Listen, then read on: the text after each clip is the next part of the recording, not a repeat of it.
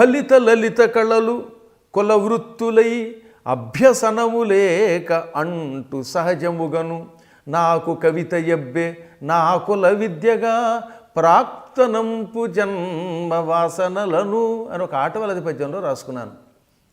లలిత కళలు చిన్నప్పటి నుంచి కొంతమందికి పుట్టుకతో వస్తాయి.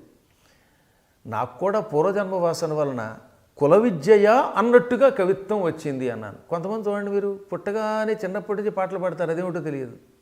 అంటే వాడు పూర్వజన్మలో గాయకుడు అయ్యి ఉంటాడు, ఆ వాసన ఈ జన్మలో పట్టుకున్నది. కొంతమంది చిన్నప్పటి నుంచి డ్రైవింగ్ చేయగలుగుతారు. మా తమ్ముడి గారు అబ్బాయి ఒకడు ఉన్నాడు, వాడు 10 ఏళ్లకే డ్రైవింగ్ వచ్చేసింది. రహస్యంగా లోపల కారు నడిపేసేవాడు, ఎవరూ నేర్పలేదు. ఇంకొక ఆయన ఉండేవాడు, భాగవత పద్యాలు అక్షరం ముక్క రాకపోయినా అప్పచెప్పేసేవాడు. అక్షరం ముక్క అంటే నా ఉద్దేశం రాయడం రాదు ఆయనకి, చదవడం రాదు. గణపురం అనే ఊళ్ళో ఆయనకి 70 ఏళ్ల వయస్సులో భాగవతం అప్పచెప్పేవాడు.